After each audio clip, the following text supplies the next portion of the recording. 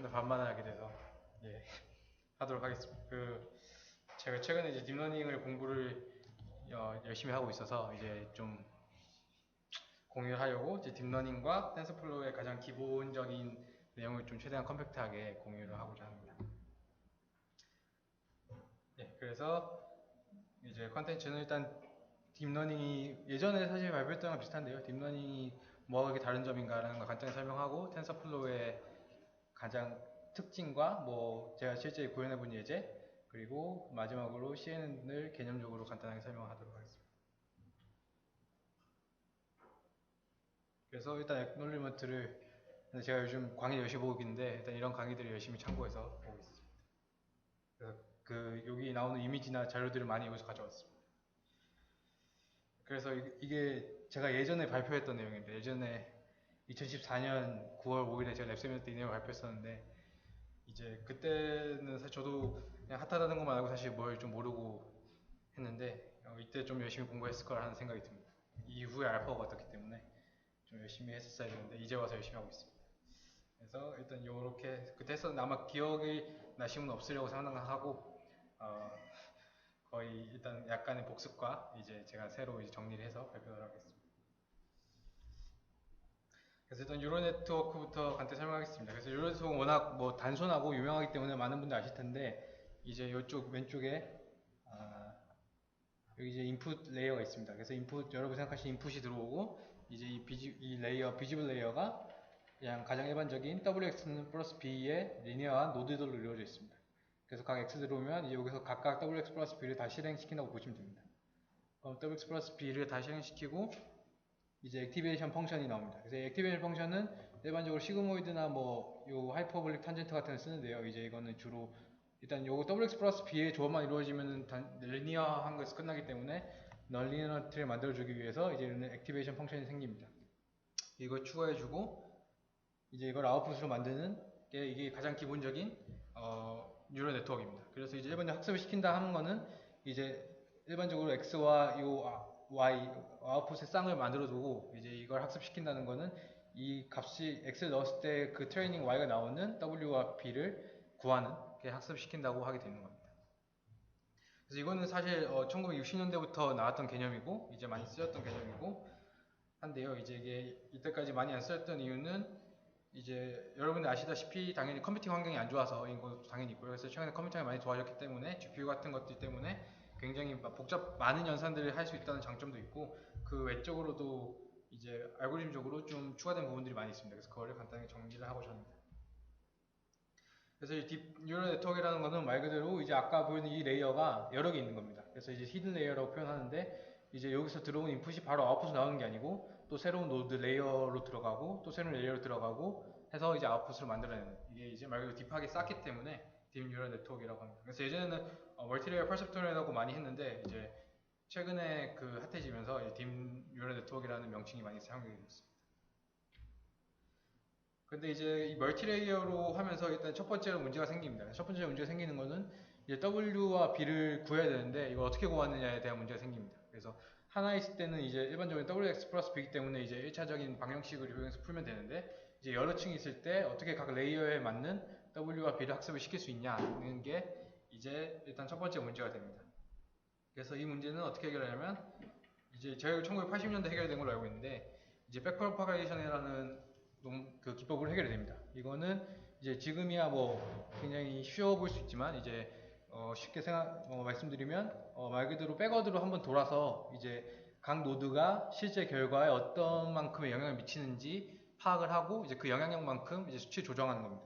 그래서 이제 당연히 생각할 수 있는 게 미분이겠죠. 그래서 예를 들어 이제 X와 Y가 있을 때 뭐 결과나 혹은 코스트가 이렇게 등장했다고 하면 이제 코스트를 다시 미분을 해서 이제 X가 실제 코스트에 얼마나 영향을 미치고 Y가 실제 코스트에 얼마나 영향을 미쳤는지 미분을 한 다음에 그 미분하는 방향대로 이제 수치를 조절하는 이제 가장 기본적인 미분을 이용해 바꿀 수 있습니다. 그렇기 때문에 이제 딥러닝에서 주로 사용되는 옵티마이저가 이제 그라디언트 디센트 기반 옵티마이징을 하고요. 이제 그래서 백워드 패스가 되기 때문에 여러 층의 레이어들에 대해서도 옵티마이징을 하고 레이어를 형성할 수 있게 되었습니다. 그래서 이제 그때부터 이제 멀티 레이어가 됐고 이제 그때 또 약간 제가 뭐 강의를 봤을 때는 그때 또 항상 활성화 됐다가 또 안 되는 이유가 있다고 하였습니다. 그래서 이제 이렇게 먼저 백프로파게이션이라는 기술이 있고요.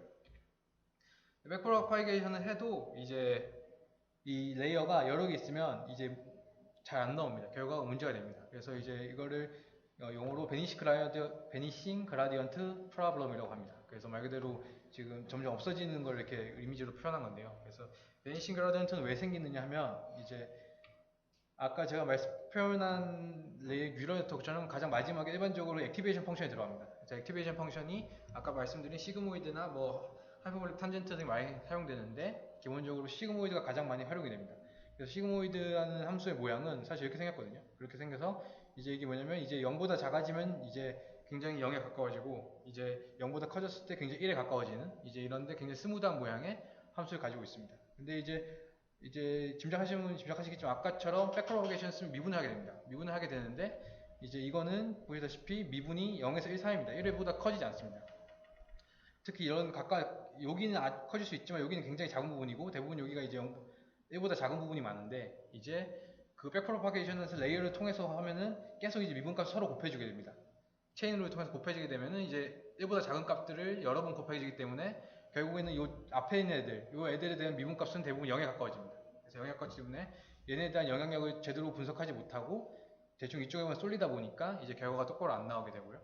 그렇기 때문에 클래시피케이션이 아니고 리그레이션 문제면 예. 이런 시그모이드 펑션을 안 쓸 거고 예, 맞습니다. 그러면은 이 문제가 베이싱 그레디언트 문제가 그 경우에는 없다는 건가요? 그럴 수 있습니다. 왜냐면 일반적으로 근데 클래시피케이션에만 있는 문제. 리그레이션에서 물론 이제 말씀하신 대로 액티베이션 펑션 안 쓰면 그렇게 되는데 왜냐면 제가 예전에 멀티리얼 프로세서도 안 써서 잘 나왔고요. 근데 일단 그렇기 때문에 말 그대로 리그레이션 한계가 있고 리그레이션에서도 이제 넌리니어리티가 없어지게 됩니다. 이걸 안 쓴다는 거는 이제 리그레이션 문제에서도 이제 넌리니어리티 추가하기 위해서 뭐 이런 함수를 포함시키거든요. 근데 시킬 때가 있는데 그런 문제들은 다 못 풀게 됨으로써 이제 문제가 생기게 됩니다. 말 그대로 그냥 리니어한 펑션의 조합으로만 했을 때는 문제가 없습니다. 리니어한 펑션에 계속 레이어들이 아무리 많아도 계속 그렇게 해서는 문제 없습니다. 그렇게 하면 아무 문제고 예부터 그 문제를 풀 수 있었다고. 그 맞습니다. 그렇게 딥러닝을 할 수 있었다는 얘기예요. 근데 그렇게 해서는 이제 말 그대로 이제 리니어한 문제 이상을 벗어나지 못하기 때문에 이제 최근에 복잡한 문제 다 리니어하지 않다고 가정했을 때는 제도 못 풀는 결과가 나옵니다. 그러면은 리그레이션인 경우에도 시그모이드 펑션들을 중간중간에 계속 넣을 수 있습니다. 시그모이드뿐 아니고 다양한 액티베이션 펑션인데 그렇습니다. 매 레이어들마다 넣어준다고. 그래서 그거는 이제 자기가 어떻게 설계에 따라 달렸는데 대부분 이제 넣을 때가 종종 있습니다. 그러면 리그레이션이 아니고 클래시피케이션으로 바뀌게 되지 않아요? 이 레이어가 들어가게 되면? 꼭 그렇지는 않고요. 왜냐면 말 그대로 일단 클래시피케이션 좀 더 한정될 수 있는데 클래시피케이션으로 간다는 거는 이제 1회과 0사를 계속 곱해줘서 이제 켰다 껐다를 반복하는 건데 그렇게 해서 최종 결과에 대해서 이제 결국 어차피 왜냐면 결과를 0이나 1쪽으로 결국 양분시키는 거라. 이 펑션 자체는 그런데요. 근데 문제는 이게 여러 번 복잡하게 계속 레이어를 거치다 보면은 꼭 그렇게만 나오진 않습니다. 그래서 결과 무조건 1 아니면 0으로 나오진 않고 이제 그 각 레이어마다 다양한 결과가 나올 수 있는데 이제 물론 클래시피케이션에서는 그거를 이제 가장 큰 값을 선택하는 구조로 가게 되는데 다양하게 나온 거를 시그모이드 펑션이 결국 0이나 1쪽으로 이루어주는 거잖아. 그렇게 되니까 클래시피케이션 모양대로 가게 될 것 같은데.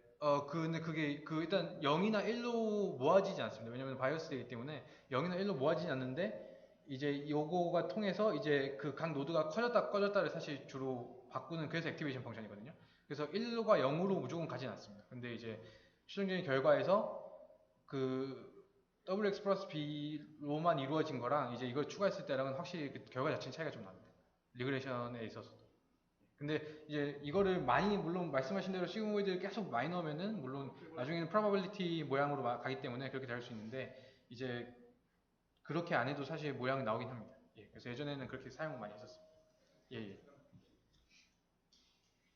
그렇게 해서 이제 베니싱이라는 파라미터가 있었습니다. 그래서 이제 이것 때문에 뭐 강의 같은 거 많이 들으면 이제 한 20년 동안 계속 정체돼 있었다 하는 말이 있는데 이제 이거를 해결하는데 해결이 굉장히 쉽게 됩니다. 그래서 이제 이걸 이제 렐루라고 표현하는데 이제 렉탱글라이즈드 뭐죠?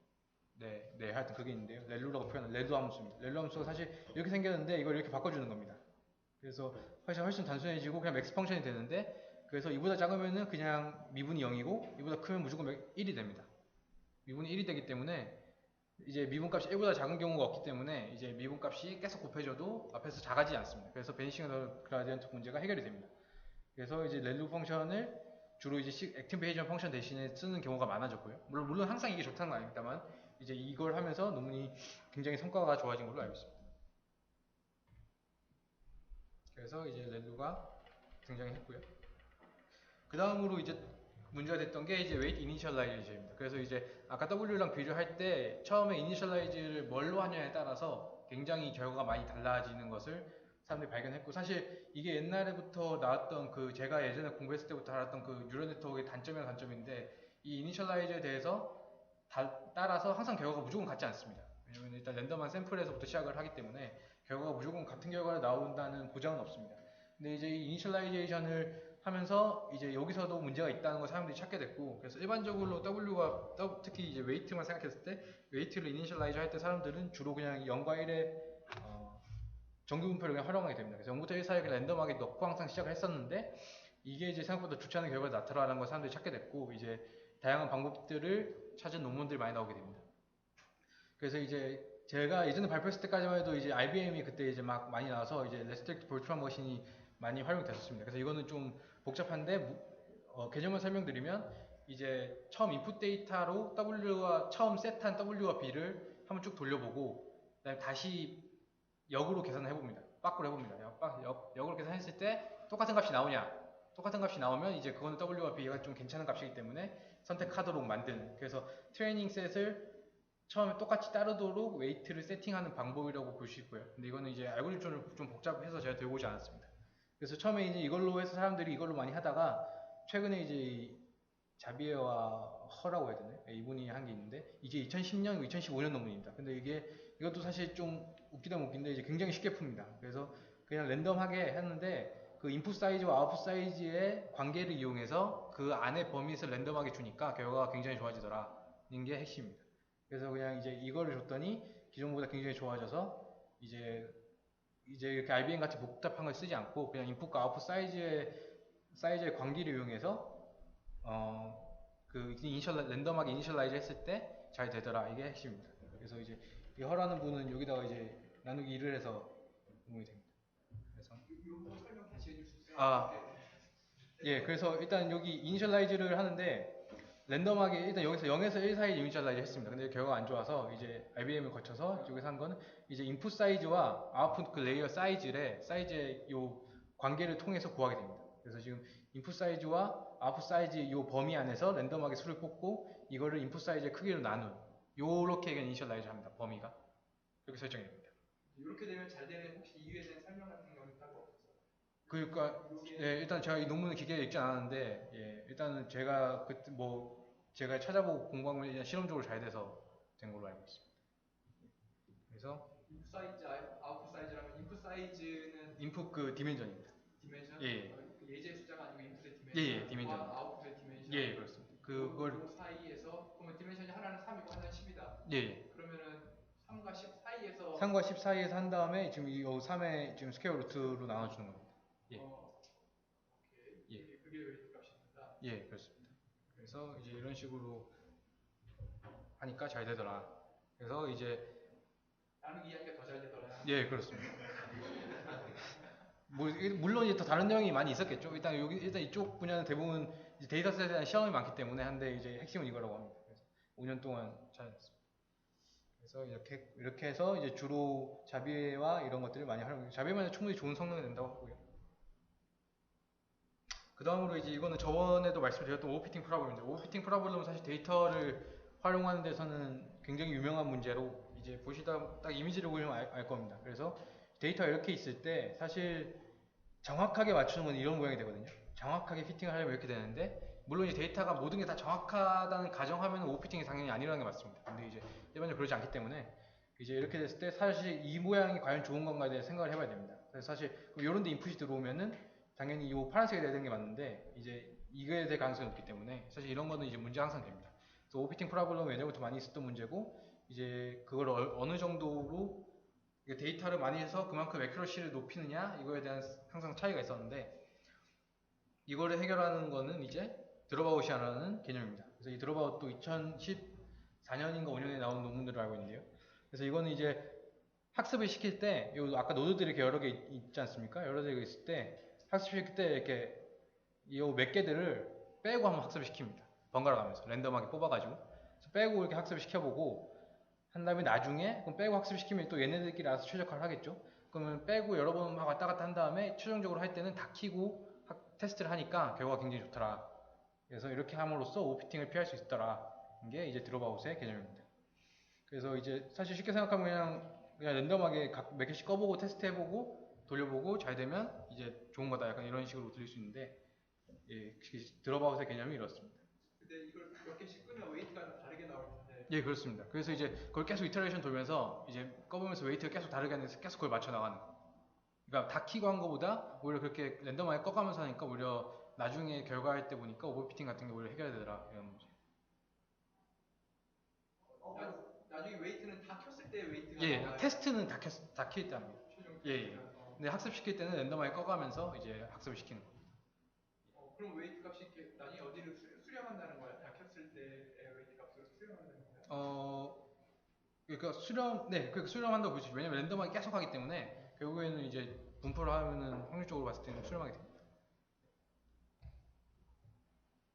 그래서 이제 드롭아웃의 개념이 등장하게 됩니다. 그래서 사실 이게 이제 딥 뉴럴 네트워크의 사실 거의 가장 기본적인 핵심이라고 볼 수 있고요. 그래서 이 네 개를 아시면 딥러닝 아신다고 볼 수 있습니다.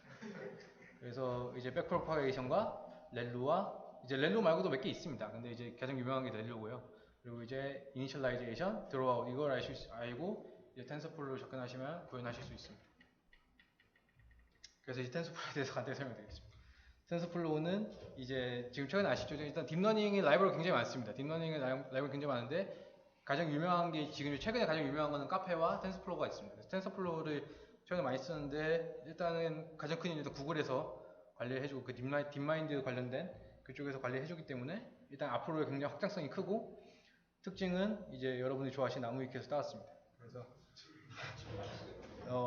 네, 데이터 플로우 그래프를 통한 풍부한 표현력이 있고요. 설명해 드리겠습니다. 그리고 이제 이게 사실 가장 큰 장점을 볼 수 있는데 코드 수정 없이 CPU와 GPU를 모두 작동할 수 있습니다. 그래서 이제 저도 지금 테스트를 하고 있으나 그냥 CPU로 돌리면 CPU로만 패러럴하게 돌릴 수 있고요. 그냥 GPU를 장치 디바이스로 세팅을 해주면 GPU로 똑같은 코드로 GPU를 돌릴 수 있습니다. 그리고 이제 또 좋은 점 하나는 이제 미분 계산 알아서 해준다는 건데요. 물론 이제 아까 말씀드린 그런 WX 플러스 B의 미분이 복잡한 편은 아니지만 그래도 이제 미분을 알아서 해주기 때문에 그냥 말 그대로 네트워크만 구성하면 알아서 다 계산을 해준다는 장점이 있습니다. 그리고 이제 파이썬과 C++는 지원하는데요. 근데 일단 파이썬이 가장 예전에는 C++ 기반으로 파이썬 랩핑한 걸로 알고 있었는데 최근에 제가 좀 하려고 찾아보니까 파이썬은 오히려 버전업이 더 빠르고요. C++는 오티마이징 이런 부분에 좀 구현이 덜 돼 있고 API 이제 설명도 굉장히 덜 돼 있습니다. 그래서 이제 저도 파이썬과 C++를 약간 병행해서 쓰고 있는 상황이고요. 그리고 이제 뭐 뒤에 쓰다시피 이 스위그를 이용하면 언어를 지원할 수 있다고 하는데 일단 워낙 파이썬이 최근에 핫한 언어다 보니까 파이썬 사람들이 많이 사용하고 있습니다. 예, 됩니다. 그래서 일단 텐서플로우에 대해서 간단하게 여기 도식도가 있어 갖고 왔는데요. 일단 텐서라는 거는 이제 말 그대로 어떠한 그냥 데이터 타입입니다. 아무 데이터 타입 다 생각하셔도 됩니다. 그래서 어레이 같은 것도 되고 뭐 더하기 빼기 같은 연산자도 됩니다. 그래서 이거를 다 미리 그래프를 만들어 두는 겁니다. 그래서 만약에 여기 뭐 데이터가 있고 여기는 뭐 더하기가 있고 여기도 더하기가 있고 뭐 이런 식으로 해서 계속 이 그래프를 다 만들어 둔 다음에 런을 하는 겁니다. 실행을 시키면 이제 그 X에 대한 인풋 데이터를 주면서 런을 시키면 이제 이 그래프가 작동을 하면서 아웃풋을 내뱉는 이런 구조입니다. 그래서 약간 일반적인 그냥 순차적인 구조랑은 좀 다르고요. 그래서 이제 그냥 그래프를 먼저 생성하고 그 다음에 인풋을 준다고 생각하시면 됩니다. 그래서 이건 뒤에 아마 코드를 약간 예제를 보시면 좀 이해가 될 거라고 생각을 하고요. 그리고 이제 텐서플로우 장점은 텐서보드라는 게 있습니다. 그래서 일단 저도 그 튜토리얼 공부할 때 말고 아직은 실험해보지 않았는데 이게 뭐냐면 텐서플로우에서 텐서보드 API를 활용해서 코드 몇 줄 로그만 아웃풋 작성하는 코드를 하면은 이제 이 사이트라보다 이 프로그램에서 굉장히 직관적인 결과들을 많이 뽑아낼 수 있습니다. 인투이티브하게. 그래서 예를 들어 쉽게 코스트 어떻게 변하는지 혹은 뭐 이제 이런 식으로 이런 식으로 뭐 네트워크의 구조를 굉장히 예쁘게 뽑을 수 있고요. 이런 식으로 아웃풋 결과를 이렇게 여러 디멘전에서 풀어낼 수 있습니다. 그래서 이제 이런 것들이 굉장히 큰 장점이라면 장점이라고 볼 수 있고요. 그래서 이제 텐서 모드라는 게 있다 정도만 알아두시면 좋을 것 같습니다. 그래서 이제 방금 설명드린 딥러닝을 활용해서 텐서플을 활용해서 딥러닝을 구현한 코드를 설명드리도록 하겠습니다. 그래서 일단 데이터는 굉장히 유명한 엠니스 데이터를 사용했고, 사실 이건 제가 튜토리얼 거의 따라한 다음에 그냥 설명드리는 거기 때문에 엠니스 데이터를 활용했고, 엠니스 데이터는 아시다시피 손글씨 데이터입니다. 손글씨 데이터로 워낙 유명해서 뭐 다들 제공을 많이 하고 있고요. 그래서 이제 이 데이터는 이런 손글씨가 이제 여기 28 하는 프레임 그 이미지 사이즈로 구성되어 있고요. 그래서 이제 트레이닝 데이터로 6만 개가 있고 테스트 데이터로 1만 개의 이그젠플을 제공하고 있습니다. 그럼 이걸 이용해서 방금 말씀드린 딥러닝을 어떻게 구현할 수 있냐 그러면은 6만 개라고 요 이미지가 6만 개라는 거야? 예, 요 각각 하나가 6만 개. 요게 하나가 6만 개 있다는 거. 송글씨가 6만 개 있다. 근데 이 줄도 같잖아. 그러니까 같은 게 6만 개 곱하기 줄 수밖에 없는 거야. 예, 아니요. 그러니까 요 이미지 각각 이미지 하나가 예. 거고, 예. 예를 들어 이거는 한 20개인데 예. 20개가 아니고 6만 개다. 예, 그렇습니다. 예, 그렇습니다. 그래서 코드 단위로 설명드리도록 하겠습니다. 100줄이 안 됩니다. 텐서플로를 구현하면 100줄 안 되기 때문에 쉽게 설명드리도록 하겠습니다. 일단 데이터셋을 파이썬이고요. 데이터셋을 구할 수 있는데 엠니스트는 워낙 유명하기 때문에 텐서플로에 포함이 되어 있습니다. 그래서 이제 데이터셋을 불러올 수 있고요. 이제 여러분들이 세팅해야 될 파라미터는 이렇게 3개 정도가 있습니다. 그래서 러닝 레이트는 아시는 건 아시겠지만 그라디언트 디센트이기 때문에 이제 말 그대로 그라디언트 얼마만큼 갈 것인가를 정하는 거고, 이건 굉장히 중요한 거기 됩니다. 그리고 이제 에폭과 배치 사이즈라는 게 있습니다. 여러분이 만약에 딥러닝 논문을 보다 보면 그런 용어들이 종종 등장할 텐데요. 배치 사이즈는 한 번에 처리하는 양입니다. 그래서 여기 100이라는 거는 한 번에 이미지 100장을 처리한단 말입니다. 학습을 시킬 때. 그리고 에폭은 이터레이션과 비슷한 개념입니다. 그래서 전체를 몇 번 돌 거냐 하는 겁니다. 그래서 이 말은 전체 이제 6만 개 이미지를 15번 돌면서 학습을 시키겠다는 말이 되고, 이제 이거를 100개 단위로 계속 돌면서 학습을 시키겠다는 말이 됩니다. 그래서 이제 이런 말이 있고요. 그리고 지금 여기 15번 돈다고 6만 개의 똑같은 데이터를 15번 노는 겁니다. 계속 다시 한번 학습시키고, 왜냐면 그때마다 W가 다시 한번 보정시키는 거기 때문에 한 번 한다고 정확한 W가 비가 나오지 않기 때문에 이터레이션 계속 도는 거와 마찬가지. 예, 그렇습니다. 그렇게 됩니다. 그리고 레이어의 깊이를 지정하는 변수도 있어요. 레이어의 깊이를 지정하진 않고요. 레이어를 하나하나 설계해 줍니다. 설계를 예. 그래서 그럼 설계하면서 자연스럽게 몇 개 레이어 그래서 자기가 이제 코드를 어떻게 짜느냐에 따라서, 그러니까 레이어 하나를 뭐 함수 하나를 만들면 함수 몇 번 부르냐 이렇게 설계가 될 수 있고요. 예, 그렇습니다. 그래서 레이어는 바로 여기서 설명을 드리겠습니다. 그래서 레이어 지금 이거는 나름 복잡한 거라 좀 5개의 레이어로 구성되어 있겠죠? 보시면 이제 5까지 있으니까. 근데 보면 이제 하나의 레이어를 이렇게 4줄로 구성할 수 있습니다. 4줄로 구성할 수 있는데, 보시다시피 지금 쉐입이 아까 28 곱하기 28개는 784개에서 이제 구현하게 되고, 아까 제가 말씀드린 자비 이니셜라이저가 다 제공을 합니다. 이니셜 제공을 하고, 이제 그러면 W와 B를 베리어블을 선언을 하고요.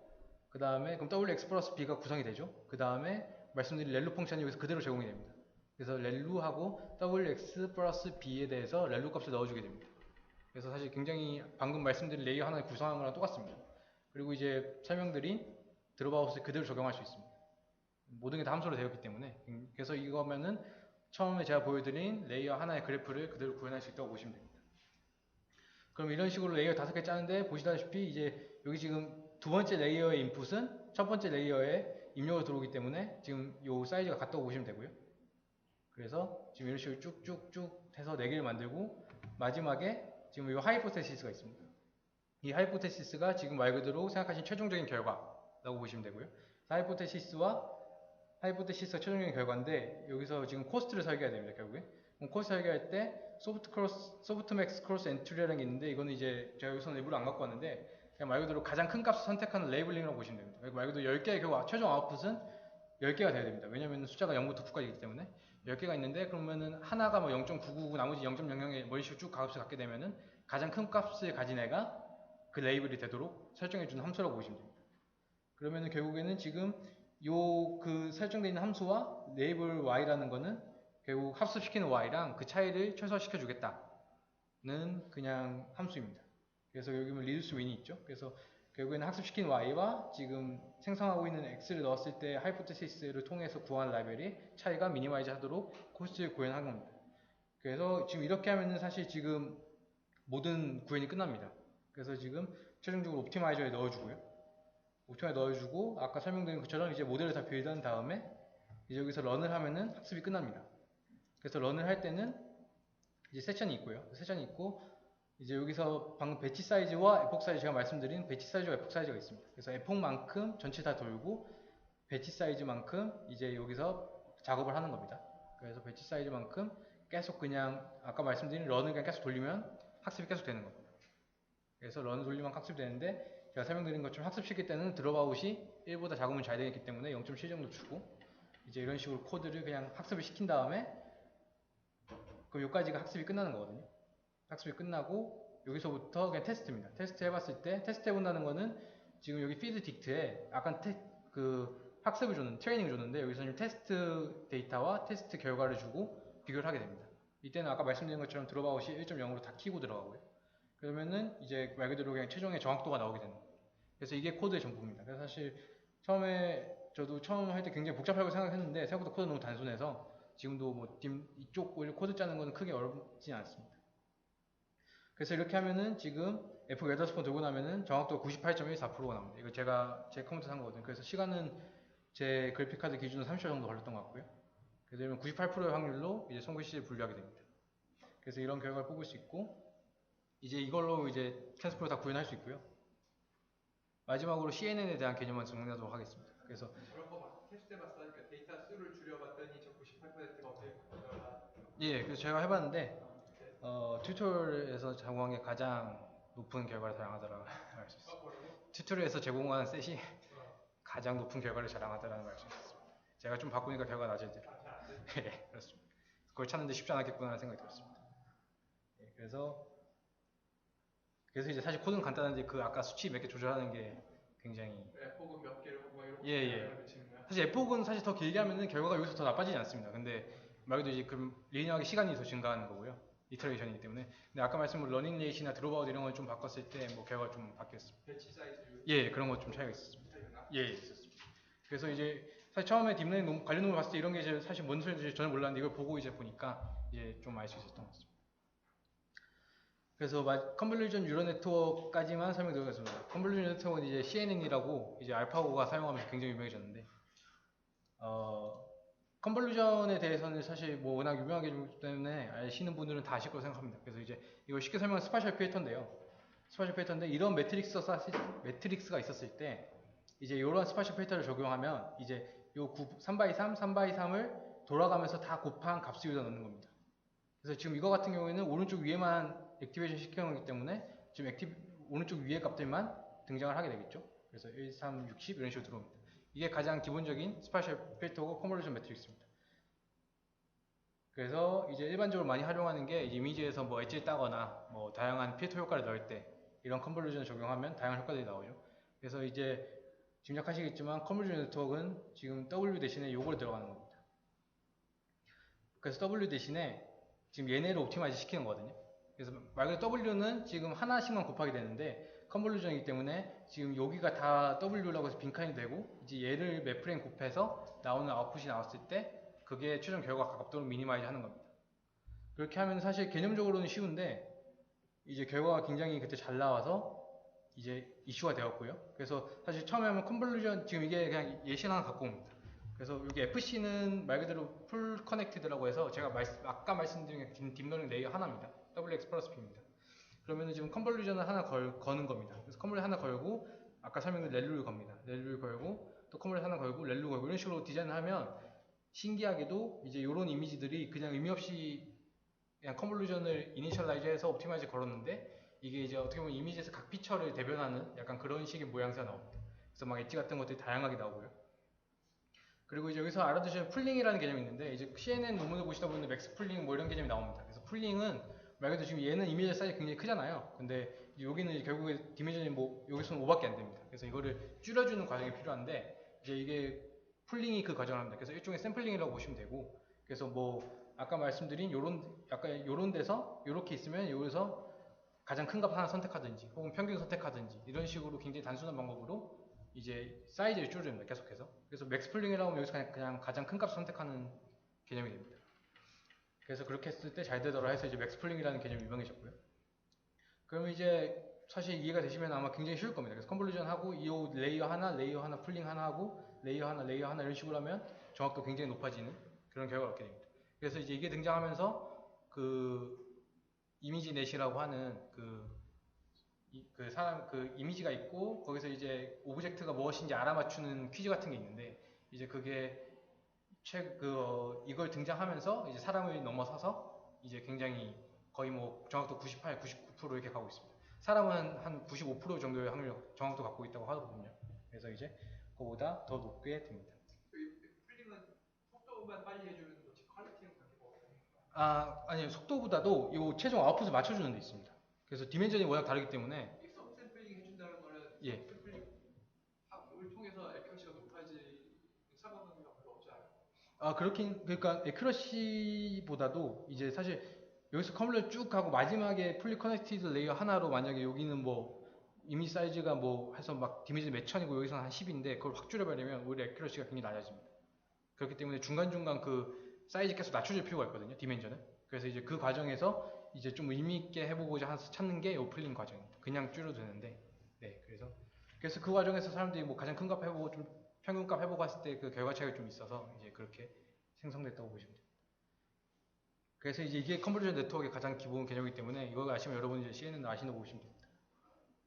그래서 구현은 여기 아까 보여드린 그 WX 플러스 B에서 여기 컨브 2D로 바꾸면 됩니다. 그럼 이제 CNN이 구현되고요. 그리고 여기 아까 렐로 후에 드롭아웃이었는데 여기 아까 말씀드린 풀링 함수를 하나 더 넣어주면 CNN도 구현이 됩니다. 그래서 이제 이런 식으로 구현을 굉장히 쉽게 하실 수 있고요. 그래서 이거를 통해서 제가 돌려보니까 아까 98.14%였는데요. 99.25%가 됩니다. 그래서 1%의 향상을 볼 수 있었습니다.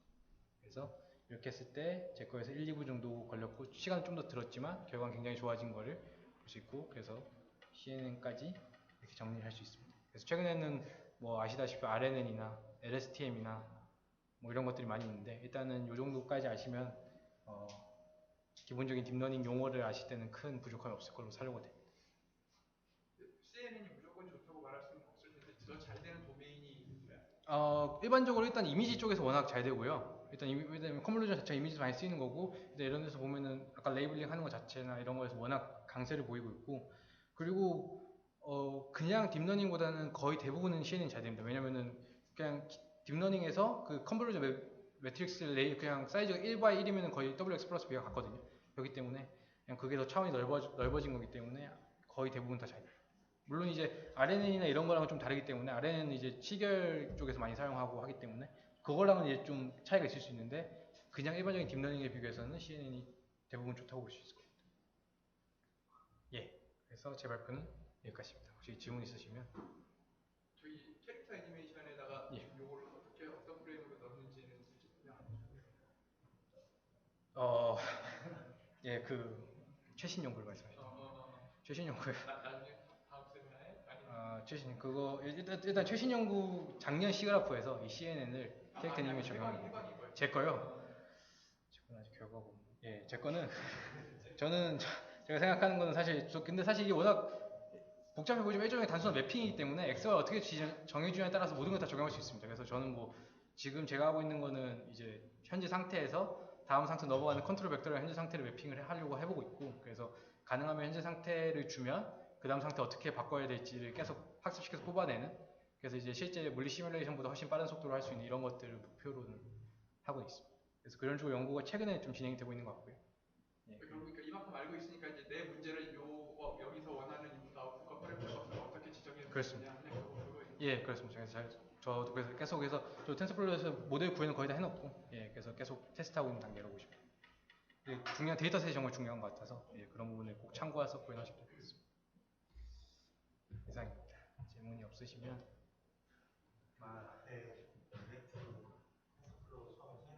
네. 네네. 그래프 연산이라 하시면 이거 말씀하시는 거. 그러니까 이게 지금 뒤에 설명드렸다시피 그러니까 일반적으로 사람들이 생각하는 거는 이제 이 함수에 무슨 값을 넣고 이 연산을 실행해서 결과를 받는 건데 텐서플로우는 여기 플레이스 홀더라는 거 보이시죠? 플레이스 홀더가 그냥 말 그대로 그냥 빈 변수 칸입니다. 그래서 변수 칸을 통해서 그냥 구성을 다 시켜놓고 마지막에 이제 여기 feed dict라는 걸 통해서 그냥 함수 실제 데이터 값을 넣어주겠다 이 말이거든요. 네, 그렇죠. 레이어를 구성하든 아니면은 그냥 정말 그냥 A 플러스 B를 구성하든 이런 걸 다 결국엔 그래프 모양으로 구성합니다. 그래서 모든 연산을 다 그래프 모양으로 구성한다고 보시면 돼요. 네, 질문이 없으시면